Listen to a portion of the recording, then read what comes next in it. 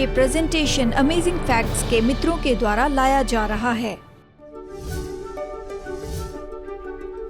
ये किताब संसार में सबसे ज्यादा पढ़ी गई है। पिछले 50 साल में 4 बिलियन से भी ज्यादा कॉपीज बेची गई हैं। बाइबल अद्भुत किताब है, दूसरों के जैसे नहीं है। हालांकि ये तो 1500 साल के दौरान में लिखी गई है। 40 अलग लोगों के द्वारा 3 महाद्वीप में बाइबल अपनी 66 किताबों में बहुत ही अद्भुत एकता बनाकर रखती है। बाइबल के अनुमान की बड़ी सूची बिल्कुल वैसे ही पूरी हुई है। ये बताते हैं कि वचन तो ईश्वर प्रेरणा से लिखे हैं, लेकिन उसमें से कोई भी इतना अद्भुत पूरा नहीं हुआ। जैसे मसीहा के बारे में 125 भविष्यवाणियां पूरी हुई हैं, और वो तो यीशु के जीवन में सिद्धता से पूरी हुई हैं। पुराने नियम की बहुत सी किताबें इस बात का अनुमान लगाती हैं, उसके जन्म का स्थान, उसका परखा जाना, उसका क्रूसीकरण, उसके पुनरुत्थान का समय और उसके जीवन की बहुत सी बातों के बारे में। एक बात तो निश्चित है कि बहुत सी भविष्यवाणियां जो उसके जीवन के बारे में बताई गई थी वह ऐसी अकस्मात नहीं हुई। यीशु ही बाइबल का मुख्य व्यक्ति है, लेकिन वो कौन है और आपके जीवन पर उसका कैसे प्रभाव पड़ेगा? मेरे साथ में जुड़ जाइए जैसे हम देख रहे हैं इस प्रकाशित वाक्य के हीरो को। हमारे प्रेजेंटेशन प्रकाशित वाक्य के हीरो के बारे में बता रहे हैं, और ये हमारी भविष्यवाणी को देखने की सीरीज है, और ये सच में एक नई सीरीज है। हम इसे प्रोफेसी एनकाउंटर कहते हैं, क्योंकि हम आशा कर रहे हैं कि हम भविष्यवाणी को देखकर लोग निश्चय ही जान पाएंगे प्रकाशित वाक्य के हीरो को। मैं सोचता हूं हम सबको ये पता है, और सच्चाई तो यह है कि हम प्रकाशित वाक्य के पहले वचन पढ़ें तो ये पशु का प्रकाशित वाक्य नहीं है, ना ही ये ख्रिस्त विरोधी का प्रकाशित वाक्य है। लोग कहते हैं प्रकाशित वाक्य में ख्रिस्त विरोधी के बारे में पढ़ना है। क्या आप जानते हैं कि ख्रिस्त विरोधी ये शब्द प्रकाशित वाक्य में नहीं आया है? ये यूहन्ना की पत्री में है।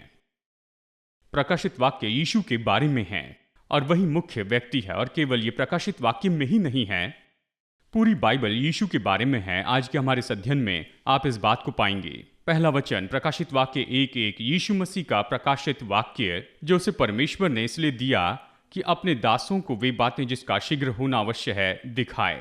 यानी प्रकाशित वाक्य की किताब, और जिस बात का हम प्रकाशित वाक्य में अध्ययन करेंगे, बाइबल तो मसीह के समय में ही यही बता देती है कि ये बातें तो निश्चय होने वाली हैं। यानी ये भविष्यवाणी तो मसीह यीशु के समय में ही शुरू हो गई और हमारे स्वर्ग में पहुंचने तक पूरी होगी।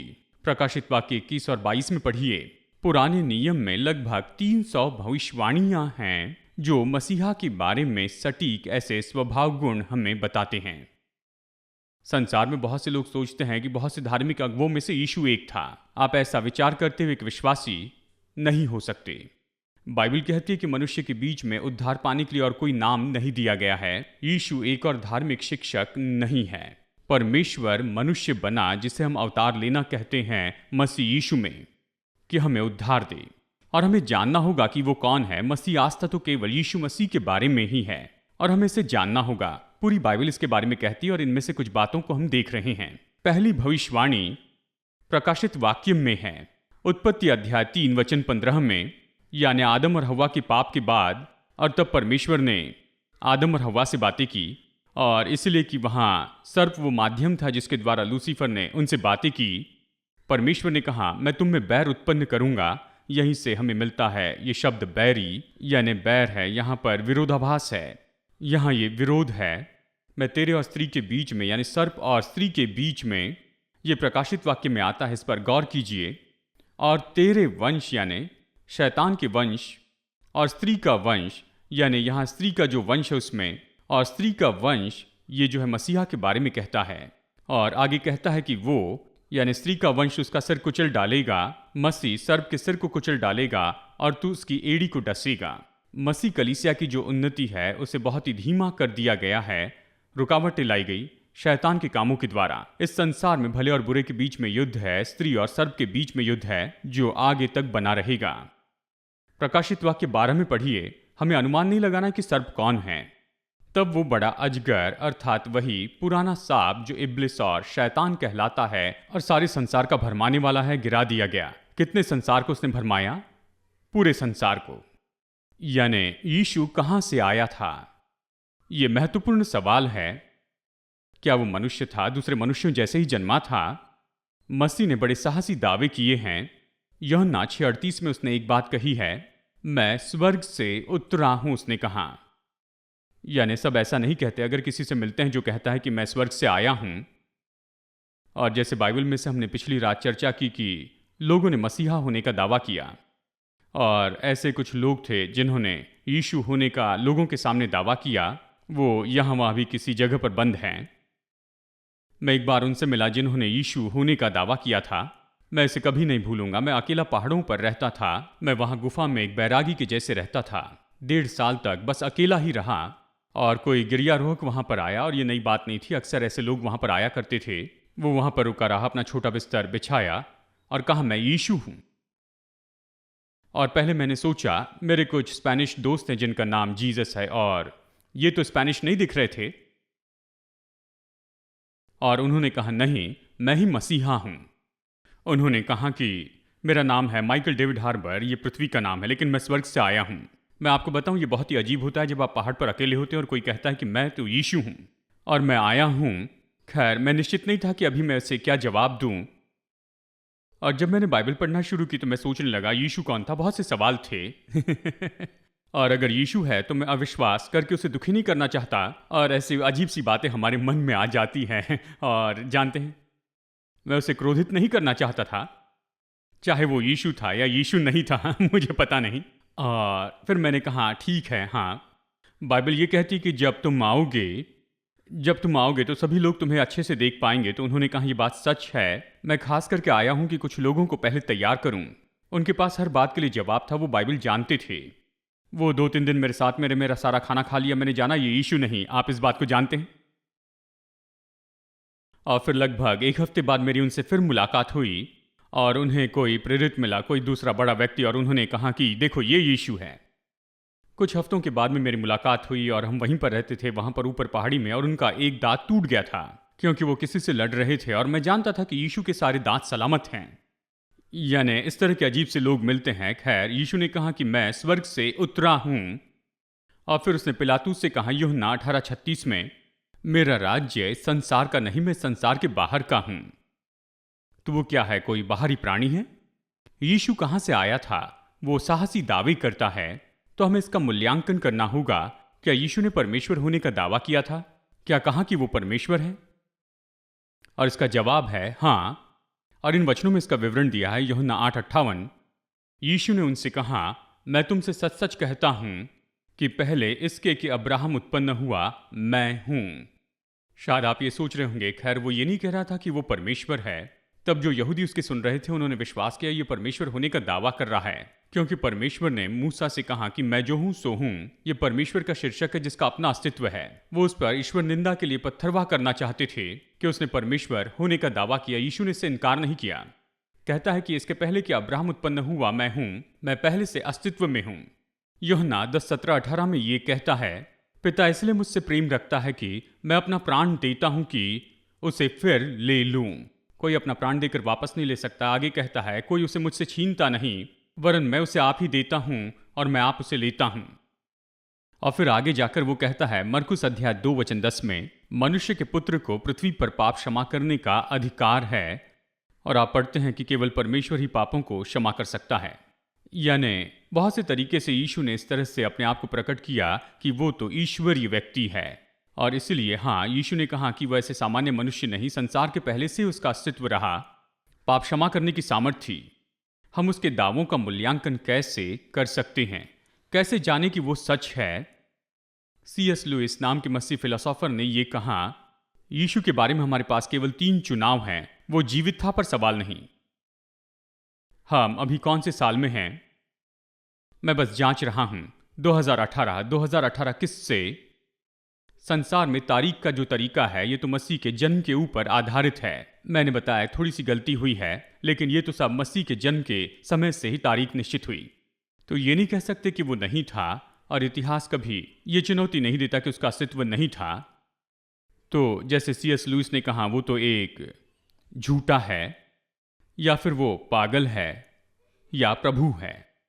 और हमारे पास केवल यही 3 पर्याय हैं। तो कहीं मत जाइए दोस्तों, हम बस कुछ ही पल में वापस आएंगे आज के प्रेजेंटेशन को पूरा करने के लिए। क्या आप कल्पना कर सकते हैं कि आप किसी महासागर में ऐसे फंसे हैं, अकेले ही वहां पर तैर रहे हैं और पाते हैं कि आप भूखे शार्क से घिरे हुए हैं। तब आपके बचाव के लिए कोई हेलीकॉप्टर आ जाए तो आप कितने धन्यवादी होंगे। हमारे पास एक स्टडी गाइड है जो उद्धार के बारे में बताती है और इसका नाम है निश्चित मौत से बचाया गया। इसमें बहुत ही सुंदर रीति से वचन के माध्यम से समझाया गया है। इसमें उद्धार के बारे में बड़े सवालों का जवाब दिया गया है। उद्धार पाने के लिए मुझे क्या करना चाहिए? मैं दिल में शांति कैसे पा सकता हूँ? मैं विजयी जीवन कैसे जी सकता हूँ? अपने विश्वास दूसरों को कैसे बता सकता हूँ? अपनी फ्री कॉपी मंगवाने के लिए स्क्रीन के नंबर पर फोन कीजिए और ऑफर नंबर 203 मंगवाइए या फिर हमारी वेबसाइट पर जाइए और इस महत्वपूर्ण स्रोत को पढ़ने के बाद इसे अपने दोस्तों को दीजिए। तो आइए आज के प्रेजेंटेशन में वापस चलते हैं और परमेश्वर के वचन से अद्भुत तथ्यों को सीखते हैं। तो हम कैसे ठान ले और हम ये कहाँ पर देखें? बाइबल बताती है और स्वयं यीशु ने कहा है, यूहन्ना अध्याय 5 वचन 39 में, तुम पवित्र शास्त्र में ढूंढते हो क्योंकि समझते हो कि उसमें अनंत जीवन तुम्हें मिलता है। ये वही है जो मेरी गवाही देता है। जब यीशु ने कहा तो नया नियम कितना लिखा गया था? कुछ नहीं।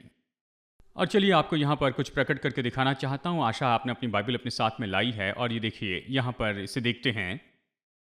कहिए ये आपकी बाइबल है और मैंने इसे विभाजित किया बस आपको ये समझाने के लिए। जानते हैं कुछ कंटेंट और कंकॉर्डेंस है यहाँ पर शुरू में और अंत में, लेकिन कहिए बाइबल का 2/3 भाग पुराना नियम है। ये यीशु के पहले लिखा गया है। सच तो यह है कि पुराने नियम की आखिरी किताब मलाकी ये तो यीशु के 400 साल पहले लिखी गई थी, यानी दोनों के बीच में काफी समय है। फिर हम नए नियम में जाते हैं जो बताता है यीशु मसीह के जन्म के बारे में। प्रकाशित वाक्य का पहला वचन यीशु मसीह का प्रकाशित वाक्य और मत्ती का पहला वचन तो ये तो यीशु की वंशावली है, यानी ये मसीहा के आगमन के बारे में बताता है। पुराना नियम बताता है कि उद्धारकर्ता कब आएगा, जब परमेश्वर मनुष्य बन जाएगा। और पुराने नियम का ज्यादा भाग मसीहा के बारे में कहता है। सैकड़ों भविष्यवाणियां हैं, तो हम यहाँ पर ऐसी बहुत सी भविष्यवाणियों को देखते जा रहे हैं जो कि सैकड़ों साल पहले और कुछ केस में यीशु मसीह के जन्म के 1000 साल पहले लिखी गई हैं। और फिर हम यहाँ पर देखते हैं कि जो पहले बताया गया था बिल्कुल वैसे ही हुआ। और यही एक कारण है कि मैं सोचता हूँ ये केवल सफ़ेद पन्ने पर काली स्याही नहीं। मैं विश्वास करता हूँ कि बाइबल ये तो मनुष्य जाति के साथ में अलौकिक रूप में बातचीत है और प्रभु ने बहुत ही अद्भुत तरीके से इस किताब को सुरक्षित रखा है। तो हम बाइबल में देखेंगे और आगे लूका 24 में वचन 27 में यीशु ने यानी आमोस के मार्ग पर 2 चेलों से जब वो बातें कर रहा था, उसने कहा, तब उसने मूसा से और सब भविष्यवक्ताओं से आरंभ करके सारी पवित्र शास्त्र में से अपने विषय में लिखी हुई बातों का अर्थ उन्हें समझा दिया। यानी यीशु ने इन दोनों चेलों को बाइबल का अध्ययन दिया और वहां पर उसने उन्हें ये सारी बातें दिखा दी जो नए नियम के पहले थी। अपने बारे में सारी बातें समझाता और आप जानते हैं कि यीशु ने ये सब कुछ उन्हें बताया। मैं पहले ऐसे चर्च में भी गया जहां वो बाइबल देते हैं, केवल नया नियम ही देते हैं। कहते हैं हम नए नियम के चर्च हैं, जानते हैं वो पुराना नियम है। आप पुराने नियम के बिना नए नियम को नहीं समझ सकते हैं। ये वो बुनियाद है जिस पर मनुष्य खड़े रहता है। हालांकि ये नए नियम के बारे में बताता है, लेकिन निश्चय ही ये बुनियाद है। नए नियम को समझने के लिए पुराना नियम बहुत महत्वपूर्ण है। और फिर इब्रानियों 10:7, तब मैंने कहा, देख मैं आ गया हूं, पवित्र शास्त्र में मेरे विषय में लिखा हुआ है ताकि हे परमेश्वर तेरी इच्छा पूरी करूं। तो पूरी बाइबल हमें यीशु के बारे में बताती है। क्या भविष्यवाणी मसीहा के परिवार के बारे में पहले से बताती है? और इसका जवाब है अवश्य ही हाँ। एक बात यह है, परमेश्वर ने अब्राहम से कहा, वो उसे बुला रहा था, वहां मेसोपोटामिया से कहा तेरे वंश के द्वारा मसीहा आएगा। आप ये पाते हैं उत्पत्ति 12:3 में, और भूमंडल के सारे कुल तेरे द्वारा आशीष पाएंगे। तेरे वंश के द्वारा यानी मसीहा इब्रानी लोगों के द्वारा आएगा। देखिए यहूदी और इब्रानी दोनों अलग थे। अब्राहम के इसहाक के सिवा और भी बच्चे थे और इसहाक के याकूब के सिवा और भी बच्चे थे और याकूब के यहूदा के सिवा और भी बच्चे थे। यहूदी ये शब्द तो यहूदा की वंशावली के द्वारा आता है सामान्य रूप में, लेकिन हम इसे इब्रानी लोगों के बारे में कहते हुए बताते हैं। लेकिन मसीहा आने वाला था अब्राहम के वंश से और साथ में इसहाक से। हम उत्पत्ति 26:4 में पढ़ते हैं, कहता है मैं तेरे वंश को ये सब देश दूंगा और पृथ्वी की सारी जातियां तेरे वंश के कारण अपने को धन्य मानेगी। क्योंकि यीशु केवल यहूदियों के लिए नहीं आया, वो सबका उद्धार करने के लिए आया। जो भी विश्वास करे, प्रतिज्ञा ये है। उसने चेलों से कहा पृथ्वी के कोने तक जाओ। और फिर ये केवल अब्राहम और उसके बाद में इसहाक से ही नहीं आया, क्योंकि अब्राहम के और भी बच्चे थे, इश्माएल और दूसरी पत्नी के द्वारा दूसरे बच्चे, और इसहाक से एसाव भी हुआ। लेकिन कहाँ आशीष याकूब से आएगी। और याकूब के बारे में आप भविष्यवाणी देख सकते हैं गिनती 24:17 में, याकूब में से एक तारा उदय होगा और इसराइल में से एक राजदंड उठेगा, यानी जो राजा थामे रहता है, यानी ये राजा जो राजाओं का राजा है वो आएगा। और हो सकता है कि शायद यही भविष्यवाणी थी जो वहां पूर्व में बुद्धिमानों ने पढ़ी जब वो उस तारे के पीछे आ रहे थे और ये तारा कह रहा था कि एक नया राजा आया है। और फिर जब वो मरने पर था, उत्पत्ति अध्याय 49 में, याकूब, जिसे बाद में इसराइल कहा गया, उसने भविष्यवाणी में कहा कि उसके बेटे में से, उसके 12 बेटे और एक बेटी थी, और उसने कहा कि मसीहा खास करके किस में से आएगा? यहूदा से। ठीक है, आप समझ रहे हैं, आप ये जानते हैं। और मसीहा आएगा याकूब के 12 बेटे में से, यहूदा में से वो आएगा। उत्पत्ति 49 में ये कहता है, तब तक न यहूदा से राजदंड छूटेगा और न उसके वंश से व्यवस्था देने वाला अलग होगा, जब तक शिलो न आए, यानी शांति का राजा न आए, और राज्य के लोग उसके अधीन हो जाएंगे। यानी वो यहूदा के गोत्र से आएगा। तब यीशे के ठूंठ में से एक डाली फूट निकलेगी, यानी यीशे तो दाऊद का पिता था, और उसकी जड़ में से एक शाखा निकलकर फलवंत होगी, यानी मसीहा दाऊद के घराने से आएगा और यहोवा का आत्मा उस पर ठहरा रहेगा। यहाँ क्यों कहता है परमेश्वर का आत्मा? और ये मसीहा जो शब्द है, पुराने नियम में इसका अर्थ है अभिषिक्त। ये शब्द क्रिस्तोस, ये ग्रीक शब्द है अभिषिक्त के लिए। जानते हैं, जब कोई जीतता है तो शैंपेन या वाइन की बोतल खोलते हैं, उससे कहते हैं क्रिस में अभिषेक का मतलब है कि कुछ बरसाएं, और ये तो इसका मतलब है कि परमेश्वर के पवित्र आत्मा को उंडेल दे, और वो इसे अभिषेक कहते हैं। और वो तो दाऊद के वंश से आया है। और अभी नए नियम में चलते हैं और देखिए ये पूरा हुआ। आप पढ़ सकते हैं लूका अध्याय 1:26 में, 6वें महीने में परमेश्वर की ओर से जिब्राइल स्वर्गदूत गलील के नासरत नगर में भेजा गया। ये स्वर्गदूत कहाँ गया था? मैं चाहता हूं आप इस पर गौर कीजिए, मैं आगे ये समझाऊंगा। एक कुंवारी के पास भेजा गया जिसकी मंगनी यूसुफ नामक दाऊद के घराने के एक पुरुष से हुई थी। उस कुंवारी का नाम मरियम था। आपको लगता है ये क्रिसमस की कहानी आप सब ये जानते हैं। और यहाँ दोनों यानी मरियम और यूसुफ दाऊद के वंश से थे। और आप ये पाएंगे कि मरियम के जो पिता थे उनकी वंशावली यहाँ पर हमें लूका में बताई गई है, और यूसुफ की वंशावली यहाँ पर मत्ती में बताई गई है। यानी दोनों तरफ से ये दोनों दाऊद के वंश से थे। और फिर आगे ये कहता है कि यीशु केवल दाऊद के घराने से ही नहीं आएगा, लेकिन उसकी माँ कुंवारी होगी। ये तो बहुत ही अद्भुत है। ठीक है, हम ये भविष्यवाणी पढ़ते हैं यशायाह अध्याय 7:14 में, सुनो, एक कुंवारी गर्भवती होगी और पुत्र जनेगी और उसका नाम इम्मानुएल रखेगी। इसका मतलब परमेश्वर हमारे साथ है। चलिए नए नियम में चलते हैं। खैर मैं आपको बता दूं, ये तो यीशु के जन्म के 700 साल पहले लिखा गया।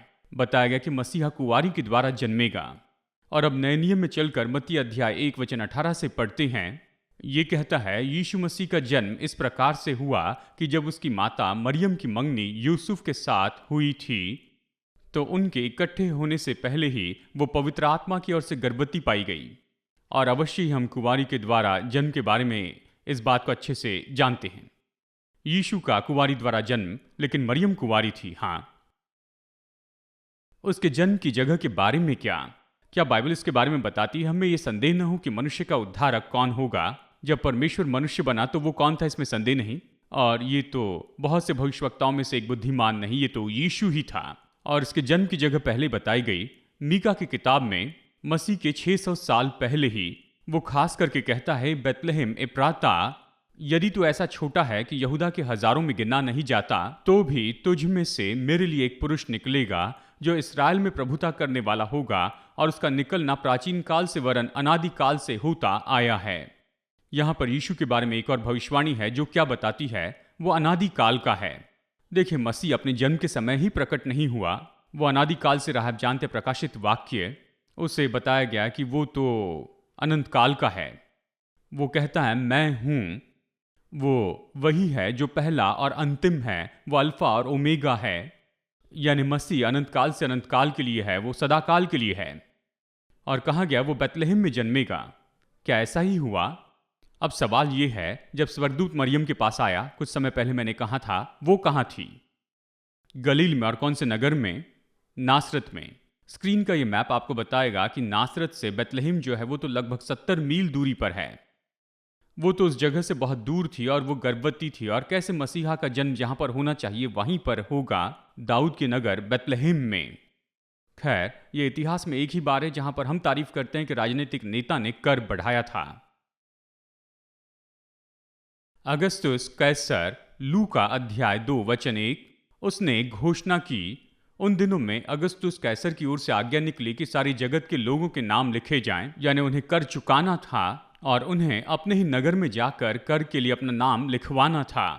अतः यूसुफ भी गलील के नासरत नगर से यहूदा में दाऊद के नगर बैतलहम को गया कि वहां अपनी मंगेतर मरियम के साथ जो गर्भवती थी नाम लिखवाएं। और ये तो उसकी मंगेतर थी जो गर्भवती थी, और अवश्य जबकि वो वहां पर थे हमें पता है क्या हुआ। और उनके वहां रहते हुए उसके जन्ने के दिन पूरे हुए और वो अपना पहलोठा पुत्र जनी। और ये भविष्यवाणी पूरी होनी थी कि मसीहा का जन्म बैतलहम में होगा। और जब चरवाहों ने ये सब कुछ देखा, यानी उन दिनों में बैतलहम के बाहर चरवाहे अपने भेड़ों की देखभाल कर रहे थे। जानते हैं, मेरे लिए अद्भुत बात है कि बैतलहम का मतलब क्या है। बैत मतलब घर और बैतलहम यानी ये तो रोटी का घर है। और यीशु जीवन की रोटी है।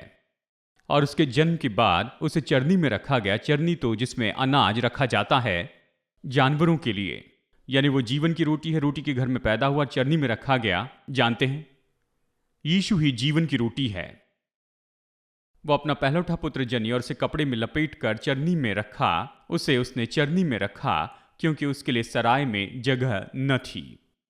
और फिर स्वर्गदूत ने यहां पर चरवाहों से कहा, आज दाऊद के नगर में तुम्हारे लिए एक उद्धारकर्ता जन्मा है। यीशु जो दाऊद के वंश से है, दाऊद के नगर में पैदा हुआ। और भविष्यवक्ताओं ने पहले ही बताया था कि उद्धारक जो कि मसीहा है, अभिषिक्त है, प्रभु है। और मसीहा बालक था, 8 दिन का था। वो उसे भवन में लेकर आए कि उसका नाम रखे, खतना करे। और पहली बार उसने वहां लहू बहाया और उसका नाम यीशु रखा गया कि अपने लोगों को पापों से बचाएगा। और भवन के याजक शिमोन ने उसे हाथ में उठाकर आशीष दी और उसकी माता मरियम से कहा, देख, वो तो इस्राएल के बहुतों के गिरने और उठने के लिए कारण होगा और ऐसा चिन्ह होने के लिए ठहराया गया जिसके विरुद्ध में बातें की जाएगी, वरन तेरा प्राण भी तलवार से वार पार छिद जाएगा। अवश्य ये यीशु के दुखों के बारे में हमें बताता है। इससे बहुत हृदय के विचार प्रकट होंगे। यहाँ पर शुरू में ही मरियम को ये भविष्यवाणी दी गई थी कि वो इस बात को बता दे कि यीशु यहाँ सिंह के जैसे नहीं आ रहा है, लेकिन उसके पहले मेमने जैसे आएगा और जगत के पाप का दुख उठाएगा। और जबकि वो बालक यहाँ बैतलहम में रह रहे थे और उस समय के राजा हेरोदेस ने सभी बच्चों को मारने की आज्ञा दी। जानते हैं, बाइबल में 3 बार जब शैतान ने कोशिश की कि उद्धारक को आने से रोका जाए, आपने पढ़ा होगा कि शैतान ने मिस्र में वहां पर रोकने की कोशिश की जबकि उद्धारक आने वाला था। यानी उसने ऐसी कोशिश की कि सभी लड़के मार दिए जाएं। और मूसा चमत्कारी रीति से वहां पर बचाया गया, छुड़ाने वाला बचाया गया। और फिर जब वो समय आया जब यहजबेल की बेटी एफल्या का समय आया, उसने दाऊद के वंश को खत्म करने की कोशिश की। फिर शैतान ने कोशिश की मसीहा को आने से रोकने के लिए, लेकिन चमत्कारी रीति से जोआश बचाया गया। और अवश्य ही मसीह के जन्म के समय हेरोदेस ने अपने सारे सिपाहियों को भेजा कि उस समय के सारे लड़कों को मार दें कि उद्धारक को आने से रोका जाए। और यूसुफ को सपने में चेतावनी मिली कि मिस्र को जाए। जब आप इन सारी बातों को पढ़ते हैं और जब उसने ये चेतावनी सुनी तो वो रात ही को उठकर बालक और उसकी माता को लेकर मिस्र को चल दिया। और वो मिस्र को चल दिया, देखिए मत्ती कहता है, और हेरोदेस के मरने तक वहीं रहा, इसलिए कि वो वचन जो प्रभु ने भविष्यवक्ता के द्वारा कहा था पूरा हो, मैंने अपने पुत्र को मिस्र में से बुलाया है। ये होशे से है। और इसलिए नए नियम के जो लेखक है वो भी, जैसे कि मत्ती, वो देखता है कि यीशु कैसे इन सारी भविष्यवाणी की परिपूर्ति है। वो सब यहाँ पर एक साथ जुड़ जाते हैं, उसके जीवन पर गौर करते हैं। और जब मैं इन बातों को जोड़ता हूं तो मैं कहता हूं कि इस पे कोई सवाल ही नहीं है कि यीशु ने क्या कहा था कि वो कौन है। ठीक है, आप कह सकते हैं कि जब वो बालक के रूप में आया, वो मिस्र से वापस नासरत में गया और अपने माता पिता के अधीन रहा ताकि वो वचन पूरा हो जो भविष्यवक्ता के द्वारा कहा गया था, वो नासरी कहलाएगा। खैर, वो इस तरह से कह रहे थे जब शमशोन के माता पिता से कहा गया कि ये प्रतिज्ञा का बच्चा नासरी होगा। बाइबल में ऐसे बहुत से दर्शाने वाले हैं, जैसे कि शमूएल और शिमशोन, वो तो नासरी थे। खास करके यीशु की तस्वीर बड़े बालों के साथ बनाते हैं। वचन कहता है कि पुरुषों के लिए लंबे बाल रखना शर्म की बात है, लेकिन नासरी को अपने बाल नहीं काटने थे। तो कुछ लोग ये कहते हैं कि क्या यीशु के माता पिता ने प्रतिज्ञा की थी कि वो नासरी होगा उसके बपतिस्मे के समय तक, क्योंकि कोई नासरी हो सकता है उस समय तक, कुछ निश्चित समय तक, जरूरी नहीं कि ये केवल जीवन भर की बात हो। नासरी कुछ गलत खा नहीं सकते थे और ना ही दाखरस पी सकते थे। यीशु अंगूर का रस पीता था, तो हो सकता है कि उसके बपतिस्मे तक वो नासरी बना रहा कि उस वादे को पूरा करे। हमें पता नहीं, लेकिन उसकी तस्वीर में उसके लंबे बाल दिखाते हैं, ये एक कारण होगा। ये पहले बताया गया था। फिर वो अपने माता पिता के साथ गया और नाजरत में आया और उनके वश में रहा। और देखिए, इस तरह से थ्योरी कहते हैं कि यीशु बहुत ही बुद्धिमान था, बस इसलिए क्योंकि जब वो जन्मा था तो उसके माता पिता उसे लेकर गए और वो वहाँ पर भारत में बड़े गुरुओं के नीचे रहा, या मिस्र में गया, वहाँ जाकर अध्ययन किया। और ये सारी थ्योरी है कि यीशु ने सारा ज्ञान कहाँ पर पाया, क्योंकि वो तो यरूशलेम का एक अनपढ़ व्यक्ति था। लेकिन वचन बताता है कि वो घर में रहकर अपने माता पिता से सीखता रहा। यानी ऐसी बात नहीं थी कि वो जाकर गुप्त में कुछ सीखता था उस समय के किसी बहुत ही माहिर लोगों से और फिर वापस आकर बड़ी ज्योति पाता था। वो अपने माता पिता के पास गया, सामान्य जीवन जिया 30 साल तक, बपतिस्मे के समय यानी 30 साल की उम्र तक। हम ये सेमिनार इसीलिए करते हैं क्योंकि हम चाहते हैं कि बाइबल तो जो है वो तो केवल यीशु के बारे में ये लोग जानें। जब अब्राहम इसहाक के साथ में पहाड़ पर गया, प्रभु ने कहा, क्या तुम मुझे अपना बेटा दोगे? उसने इसहाक पर लकड़ी रखी, क्रूस यीशु के पीठ पर रखा गया। पिता और पुत्र वहां पर पहाड़ की चोटी पर एक साथ गए। इसहाक बलिदान करने के लिए तैयार था, यीशु बलिदान होने के लिए तैयार था, अब्राहम अपना पुत्र देने के लिए तैयार था। यह परमेश्वर को दर्शाता है जिसने अपना पुत्र दिया। जब आप बाइबल पढ़ते हैं तब आप यूसुफ की कहानी में पढ़ते हैं, आप दाऊद की कहानी में पढ़ते हैं और शमूएल और गिदोन की कहानी में पढ़ते हैं। ये सब हमें यीशु के बारे में बताते हैं। इस पूरी किताब में आप यीशु को दर्शाने वाली बातों को देखते हैं, क्योंकि परमेश्वर चाहता है कि आप इसे जानें और उसके पुत्र के साथ व्यक्तिगत संबंध बना लें। क्या आप हमारे टूटे संसार के लिए परमेश्वर की योजना जानना चाहते हैं? प्रोत्साहित कर प्रकाशन देने वाली amazing facts Bible study guide Bible पर आधारित 27 टॉपिकल लेसन्स प्रदान करती हैं। हर स्टडी गाइड आपको बाइबल के असली व्यवहारिक उत्तर की ओर ले जाती है। आपकी जिंदगी के सबसे महत्वपूर्ण सवालों के लिए ये उपलब्ध है इंग्लिश, हिंदी, तमिल और तेलुगु में। तो इंतजार मत कीजिए, आज ही पूरे स्टडी गाइड का सेट ऑर्डर कीजिए। विजिट कीजिए bookstore.aftv.in पर। 50 साल से भी ज्यादा समय से अमेजिंग फैक्ट्स बाइबल की सच्चाई को पूरे संसार में बता रहे हैं। यीशु की आज्ञा है कि हम प्रचार करें, हर देश में, हर जाति में, हर भाषा में प्रचार करें। आपकी प्रार्थना और सहायता के लिए धन्यवाद।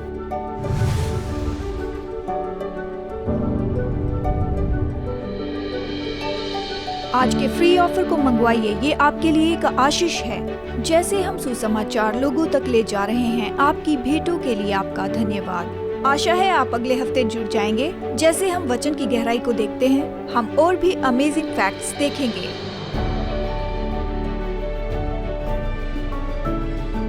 ये प्रेजेंटेशन अमेजिंग फैक्ट्स के मित्रों के द्वारा लाया गया।